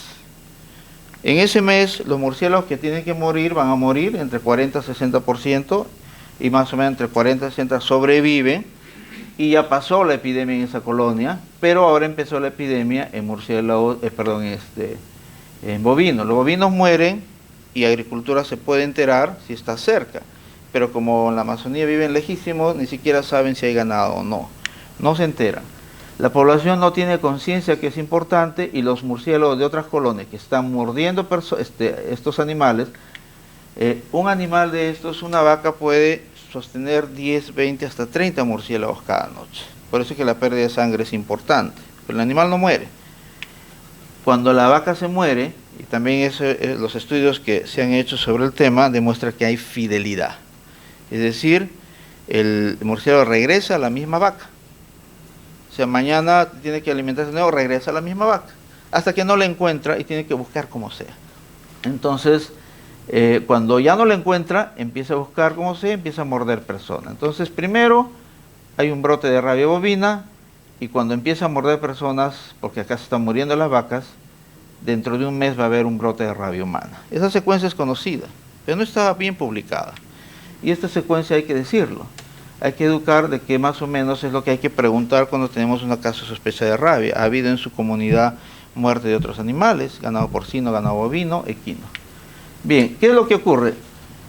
Llegan tarde, ¿por qué? Porque Santa María de Nieva, por ejemplo, está lejísimos, toma como 5 o 7 días llegar, y además como 3 días que se enteraron, súmenle 5 más 7, 8, cuando llegó ya pasó el periodo de incubación, llegamos a contar muertos. Literal, no es broma, literal. O sea, entre 10 a 20 niños muertos, es un brote normal que ocurría ahí. Especialmente en 2007 se incrementó hasta 2011. Los vampiricidas, llega a agricultura para hacer algo, decir que ha hecho algo, y empieza a poner el vampiricida ahí y mata a los susceptibles, que ya he explicado. Eso es lo que está ocurriendo. Dijimos, bueno, ¿cómo pasa? El último brote, que ya fue la gota que colmó el vaso para que finalmente se empuje a un cambio, porque se está hablando de vacunar a la población desde hace mucho tiempo. Conversaciones que tenía con el doctor Cabezas, por ejemplo, traducir esa idea, bueno, cambiar el paradigma y que se vacune a todos los que están en riesgo, pero no se podía implementar. El brote de IMASA estuvo muy cerca a Bagua y se consideró un brote casi urbano y alarmó a mucha gente. Acá murieron 19 niños. La historia es que pusieron la luz eléctrica y de un día para otro, Chuchuc, que estaba muy cerca a Bagua, menos de 1 hora de Bagua, la calle carretera, ya no, el murciélago bruscamente cambia y ya no puede morder. ¿Por qué? Porque hay luz. Sí pueden morder con luz, pero se adaptan en semanas o meses, cambia su biología, como eso se ha visto en Sao Paulo, porque en Sao Paulo, Brasil, hay casas abandonadas de una colonia de murciélagos, donde hay luz, hay ruido, hay autopista, pero esa adaptación ha sido durante mucho tiempo. Pero de un día para otro tienen luz, los animales no pueden morder porque muerden en oscuridad absoluta, tienen que buscar alimentarse, pueden volar hasta 10 kilómetros buscando alimentos, y se fueron de frente a esta comunidad que se llama Yupicusa. La comunidad de Yupicusa nunca había sido afectada por rabia, son artesanos, yo estuve ahí, llegué hasta ahí, los miré, cazadores ilegal, por supuesto del tigrillo, venden las pieles, Bueno, murieron 19 niños en total. Uno acá, otro acá y el resto acá, 17. Sirvió lamentablemente para hacer esta tabla de síntomas de rabia en niños, que tampoco no existe en la literatura en ninguna parte, sorpresa. Existe de adultos, pero no existe nada de niños, porque en realidad nunca se presenta en clústeres, en conglomerados, solo en el Perú o en la zona amazónica se presenta así en grupos. Es una tragedia. Entonces se pudo hacer esta tabla para guiar donde, como, igual que en adultos, hidrofobia nunca es el más principal, acá es en 17%, son niños, pero en adultos no solo se reporta, documenta hidrofobia en 33%, la tercera parte, contra todo lo que pensamos. Si hay hidrofobia, eso es rabia, pero no siempre vamos a reportar hidrofobia. Entonces tenemos acá, esta brote por lo menos sirvió para documentar, está publicado en un libro de pediatría de infecciones pediátricas, Feigin and Cherry, del 2017, 2014, y acá tenemos 19 casos. Una anécdota fea, como la población pensaba que esto era brujería, hicieron una represalia a un supuesto brujo de San Ramón y lo asesinaron, lo ejecutaron, y ese año hubieron 19 chamanes o brujos muertos, lo cual las comunidades dicen que se refieren a estos 19 niños en represalia, pero el Ministerio de Cultura niega que sea eso. Misterio por resolver, pero es una coincidencia atroz. Así es.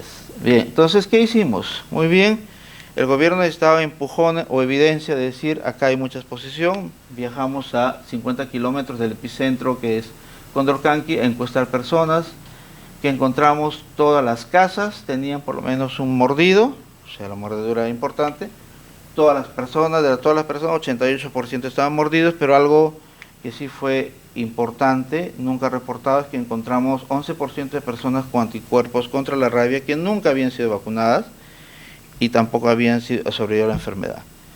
Este artículo fue uno de los top 10 en la TropMed, Estados Unidos, se publicó en la ACTMH, en la revista de Medicina Tropical, y generó una idea equivocada, que los nativos amazónicos son inmunes a la rabia. Eso salió en CNN, en la BBC, y no era así. El perfil epidemiológico lo que demuestra es una gran exposición a lo largo de su vida, probablemente a inóculo pequeño, de tal manera que los anticuerpos son disparatados. No es el perfil de una persona vacunada. Inclusive el nivel de neutralización es bajo, no llega a los niveles de neutralización de vacunado.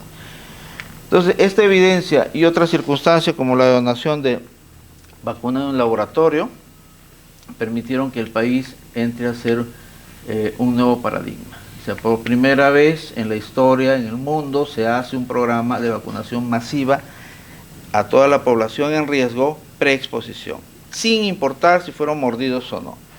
Entonces tenemos esta campaña que ya se podía hacer con la vacuna de cultivo celular, la que teníamos de vacuna de cerebro ratón lactante, que es subcutánea, que es en el ombligo, no se podía usar masivamente porque teníamos uno en 16.000, teníamos problemas neurológicos graves. Y sí ocurren. Lo que pasa es que el ESAVI se genera y de ahí se borra. Yo en persona, en mi masa, fui a ver un niño afectado, tengo videos de cómo este niño hizo un problema paralítico por la vacuna, que también nuevamente no existe un reporte oficial. Acá no es quién queda mal, acá es documentar la ciencia para poder lograr un avance. Entonces, estas vacunas ya no se usan más. Una referencia, sobre todo para los clínicos, si alguien se la puso en el pasado, porque si se la puso ya es inmune, es que en el Perú es alrededor del abdomen, en muchos países, pero en Ecuador y en República Dominicana es en la espalda, tejido subcutáneo de la área escapular. Bien, con la nueva vacuna ya se podía hacer esta campaña, se consiguió, se hizo en la zona más de mayor riesgo y fue extraordinario. Lamentablemente, como muchas veces el mismo sistema no hace el estudio, la evidencia epidemiológica resultó ser más potente. ¿Qué pasó? Hubieron 2 muertos. ¿Cómo esos 2 muertos son evidencia? En la zona donde se vacunó, el año siguiente ya no hubo casos en niños, fueron 2 adultos. Y fueron 2 adultos que se negaron a vacunarse y que firmaron con testigos que no querían vacunarse, y lamentablemente cuando hubo los casos de rabia se confirmó que ellos se negaron. Esta es una evidencia potente de que la rabia seguía circulando y las mordeduras seguían ocurriendo, solo que ya no morían niños porque estaban inmunizados. La vacunación fue un éxito. Entonces, este programa finalmente se ha continuado, lamentablemente en la pandemia prácticamente no se ha cumplido, por las razones que conocemos, pero esto es lo que ocurrió. El año 2011 se aplica la campaña de vacunación masiva en las zonas de Amazonas, y todo lo que es de Amazonas se va prácticamente a cero, solamente estos 2 casos, y el resto del país, que todavía tenía rabia por murciélago, continúa en brote. Esto se publicó en el boletín de la Organización Mundial de la Salud, y finalmente la OMS lo presenta como un modelo a seguir, y aquí está proponiéndolo. Dentro de esto hay 2 ejemplos, el de Perú y el de Filipinas, pero en Filipinas tiene un mayor problema de mordeduras a niños de escuela. El modelo de vacunación masiva, el paradigma de vacunar solamente post-exposición finalmente cambia, y logramos que entre en el manual, exactamente la Biblia de recomendaciones de rabia. Es la última consulta de expertos, la reunión fue en Bangkok en el 2017, y se publicó el libro en 2018, y hay una traducción de OPS al español. Finalmente, es una recomendación que un país determine sus áreas de altísimo riesgo basado en 2 cosas: que no haya acceso fácil a vacuna, como tenemos en la remota de Amazonía, y que haya un alto riesgo de mordeduras documentado. Entonces, con eso se puede hacer un programa de vacunación masiva. También he podido sintetizar los criterios para recomendar. Está en el capítulo del mismo libro que había mencionado, que se publicó durante la pandemia, donde se consideran otros potenciales situaciones, como que sean áreas turísticas, que haya mucha migración. Es algo que es una tarea para examinar cómo continuar este proyecto de vacunación masiva. ¿Quiénes están afectados? ¿Quiénes están en riesgo? Ya hemos visto este mapa, nuevamente, eso. Y ahora, después de este modelo, Brasil, que siempre está un poco más organizado que nosotros, dijo, lo queremos, y se ha empezado un proyecto del cual también estoy participando, y ya se ha hecho un piloto, y la primera publicación ha ocurrido en agosto de este año. El camino es que finalmente Brasil va a incorporar como política de salud, definir cuáles son las áreas de alto riesgo y vacunar a su población, y nuevamente poner a cero sus casos de rabia. Entonces, este es un modelo pionero hecho en el Perú. Las circunstancias lo permitieron, pero las mismas circunstancias impiden que llegue a toda la población. Es una tarea por completar. Bien, entonces evitamos la rabia con vacunación preexposición, pero la mordedura sigue. Y acá esto se sale un poquito de rabia, pero debo comentarlo porque en el transcurso de estas investigaciones había que sacar muestras de murciélagos, pero también había que sacar muestras de personas, y sacábamos una cantidad de alícuotas para compartir con otros laboratorios, y hemos descubierto cosas que me inquietan más de lo que es la rabia. Encontramos Trypanosoma cruzi en glándulas salivales de murciélagos mordedores en Perú, y la pregunta es, ¿transmitirán Chagas? Nos falta. El doctor Náquira fue muy amable a revisar este artículo cuando teníamos un borrador, y nos ayudó a orientarlo, y fue el que nos dijo, habíamos encontrado en serología, nos dijo, ustedes vayan a ver las glándulas salivales, ¿las tienen? Sí, las tenemos. Se hizo el estudio y se encontró, y este es el primer reporte de Trypanosoma cruzi de la variante que produce enfermedad de Chagas en murciélagos salivales, en murciélagos mordedores. Esta es una tarea por hacer. Nosotros somos investigadores, hay que combinar con el programa de salud, de hacer algunos pilotos de búsqueda de casos. Bartonelas en Perú, nuevas bartonelas. Sabemos que Bartonella es un tema importante para nosotros y para el riesgo de pandemias. Los murciélagos mordedores tienen, acá están todas las especies de murciélagos que capturamos, y obviamente también tenemos Desmodus con positividad de 66%. O sea, es importante mirar si producen una nueva enfermedad. Todavía no tenemos respuesta porque falta estudios para eso. O socios que les interesen estos temas. Poliomas, que da problemas reumáticos a largo plazo, también se detectaron en muestras de Perú, en murciélagos.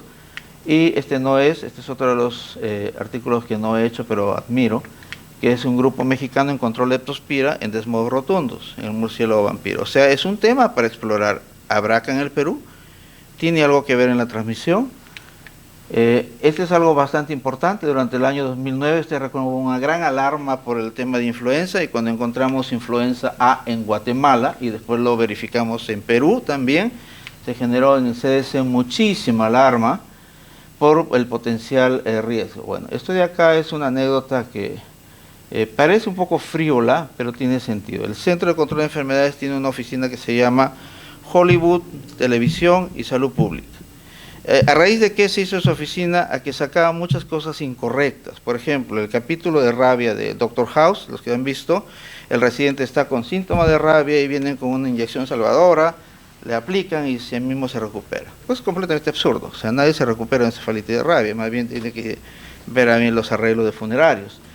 Entonces, en base a eso, entonces había mucha interacción de que las películas y las series de televisión no salgan con incorrecciones que más bien perjudican la prevención de las enfermedades. Entonces, cuando se descubrió esto, sí hubo un poquito de, tal vez, de frivolidad de asociar esto a la película Contagio. Entonces, los guionistas agregaron la parte final donde el murciélago tiene algunas excretas sobre la carne del restaurante y conectan con todo lo que se ve en la película, pero sí, el apostulado es correcto, o sea, puede haber contagio a través de murciélagos, que bueno, después ya ve, esto mucho antes de lo de Wuhan. Bien, entonces esto lo hemos encontrado acá en Perú, ustedes ven aquí, esto es de Perú, también tenemos los virus de influenza que se han encontrado, han estado probando, parece que no son muy patogénicos por ahora, esperemos que siga así, pegivirus y hepatitis C. Hepatitis C también nos da vuelta de cabeza, sabemos que hay mucha búsqueda de qué pasa en la selva con hepatitis B. Y no encontramos todavía un vector animal y se especulaba acá. Buscamos hepatitis B, los grupos que pedimos que no lo encontraron, pero encontraron hepatitis C. En Perú, nuevamente, ¿cuánto hemos hecho eso? Falta mucho. Frente a eso, el año 2019, antes de la pandemia, formamos la Iniciativa Amazónica para Investigación de Mordeduras Tropicales. Hicimos un taller de zoonosis, invitamos gente de varios países, de CDC, de Inglaterra, de Brasil, más que nada amigos, para formar la iniciativa que está todavía en formación a pesar de los años. Hemos publicado un artículo. La propuesta es que no solamente se trate de una enfermedad que sintetiza One Health como rabia, se trata que las mordeduras, en general de animales, es la siguiente frontera para las pandemias, como ya lo sabemos. Bien, y finalmente, un paradigma emergente. ¿Podremos vacunar murciélagos? Y aquí viene la reflexión. ¿Cuál es la idea de vacunar murciélagos? Cuando esta idea se empezó a comentar, este es un proyecto que ya están dando, este es un beta herpes virus que ya está desarrollado como un vector para antígeno de rabia para utilizar en murciélagos. Y la propuesta es del grupo de Dr. Strecker, como digo, trabaja acá en Perú, trabajamos juntos en algunos proyectos, es vacuna transmisible, o sea, contagiable, versus vacuna transferible. Recuerdan que hemos hablado que los murciélagos se lamen entre ellos, son muy limpios. Esa es la base de un primer experimento de vacuna recombinante con vaccinia, que se hizo en Brasil y demostraron que se podía hacer.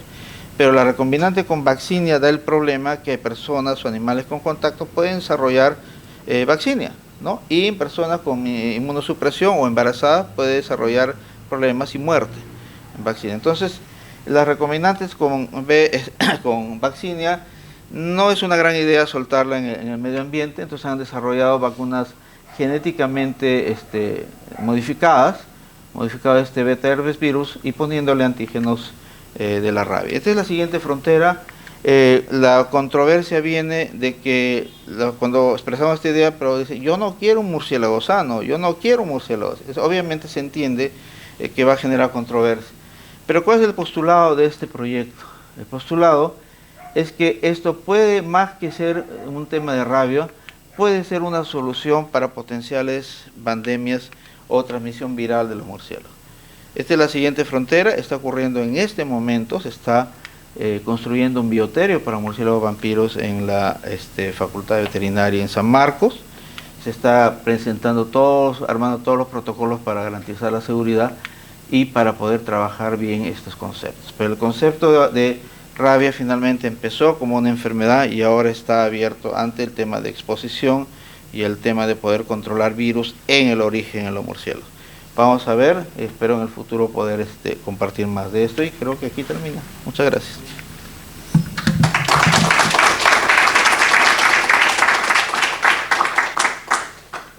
Muchas gracias al doctor Recuenco por su exposición.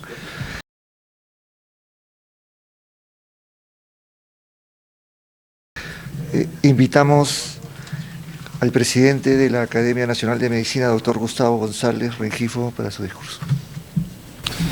Muy buenas noches, doctor Óscar Pamo, vicepresidente de la Academia Nacional de Medicina, Doctor Alfonso Zabaleta Martínez Vargas, secretario permanente de la Academia Nacional de Medicina. Doctor Gerardo Ronceros, secretario de la Academia Nacional de Medicina, flamante académico de número. Doctor Sergio Recuenco, estimados académicos, el doctor Franco, representante de la Academia Nacional de Medicina, familiares y asistentes. Hoy día es un día de situaciones encontradas, emociones encontradas, ¿no? Hemos tenido la satisfacción de venir a un ascenso de un académico asociado a académico de número, lo cual es un acto de mucha felicidad, de mucha emoción, que significa llegar al nivel más alto en lo que representa para cualquier profesional en el mundo, asumir un asiento de número en una academia. Y eso es lo que refleja el trabajo que ha realizado el doctor Recuenco con su excelente presentación sobre la rabia, que nos pone al día en un tema que muchos ignoramos a veces. El reconocimiento que hace a su maestro, Miranda Cueto, y cómo refleja en él mismo todo lo que ha significado la acción de su maestro tropicalista, no solamente dedicado a la ciencia, sino también al arte y la cultura. Pero también tenemos la noticia penosa del fallecimiento de nuestro querido académico Fernando Carbone, y una persona que representa un símbolo dentro de la academia por ser una de las personas que, habiendo ingresado como académico asociado, ha tenido un trabajo bastante importante, sobre todo en la promoción de lo que es la atención primaria de la salud. Ha recibido muchos encargos de la Junta Directiva, muchos encargos de la academia, y en todo momento ha tenido la capacidad de aceptar y cumplir con estos encargos, a pesar de su precaria salud. En la reunión que tuvimos, las jornadas científicas en Trujillo, que él estaba programado para asistir, se tuvo que disculpar justamente por su enfermedad, pero participó de manera virtual y demostrando pues todo ese amor, toda esa voluntad en bien del prójimo. Muchas reuniones ha estado presente, desarrollando de manera importante. Va a ser muy difícil encontrar una persona que pueda reemplazar todo el trabajo que ha hecho en ese momento, dedicado a la medicina centrada en la persona, dedicado a la atención primaria de salud. Ha dejado algunas propuestas que la vamos a cumplir. Una de ellas, en abril próximo, tenía él programado un simposio internacional con la Oficina Panamericana de Salud para el estudio de atención primaria de salud con el Comité de Salud Pública. Y vamos a encargar al doctor Jesús Chirinos, presidente de dicho comité, para que este simposio siga adelante y no se paralice. Igualmente, en enero vamos a realizar una sección en conmemoración del doctor Fernando Carbone, dedicado a la atención primaria de salud, donde van a participar 3 académicos que están orientados a esta temática, y a uno de la familia que nos diga y nos cuente cuál era la vivencia que ha tenido el doctor Fernando Carbone como miembro de la academia en estos últimos tiempos. Es una situación difícil, pero consideramos que él ha cumplido un rol sumamente importante, un caballero a carta cabal, y va a quedar en el recuerdo de cada uno de nosotros. El doctor Recuenco ha tenido una actividad sumamente importante en un área a veces de pocos especialistas, y creo que lo que nos ha presentado demuestra lo valioso y lo acertado que ha sido el sistema de calificación que tiene la academia para promoverlo a académico de número. O sea, no es un proceso sencillo, tiene que pasar varias etapas y haber cumplido determinados requisitos que están en el estatuto y en el reglamento de la academia. Y uno de ellos es haber cumplido el 50% de asistencia y desarrollo y trabajo dentro de las actividades de la Academia Nacional de Medicina. Cuando no se cumplen, muchos académicos pueden demorar tiempo en lograr esta promoción, es porque no están cumpliendo con estos requisitos, además de otros que están escritos en el estatuto. Todo ello ha sido cumplido a cabalidad por el doctor Recuenco, por eso la directiva eleva el expediente al comité de calificaciones, quien a su vez analiza la información y si lo encuentra favorable, lo eleva nuevamente a la Junta Directiva que lo debe aprobar, y una vez que ha aprobado la Junta Directiva pasa a la Asamblea de Académicos de Número, y en la cual debe obtener 2/3 como mínimo de los votos. Si no tiene 2/3 no puede ser promovido a académico de número, y si cumple, supera esto, como ha ocurrido en el caso del doctor Sergio Recuenco, pasa a ser académico de número, y para lo cual nosotros presentamos nuestra mayor felicitación y estamos muy convencidos que el papel que va a jugar ahora en esta nueva categoría va a ser tan importante y tal vez más que la que ha realizado previamente en la calidad de académico asociado.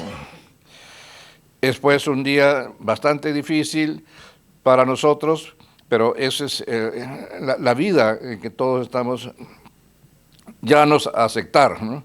Momentos de alegría y momentos de tristeza, y a veces se conjugan ambos al mismo tiempo.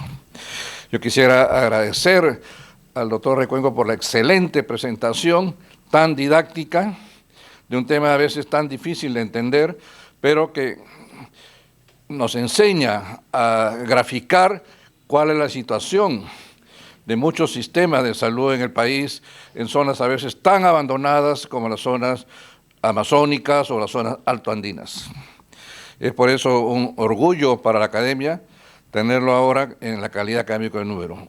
Muchas gracias, doctor Recuenco, y muchas gracias a todos ustedes por su asistencia en este día.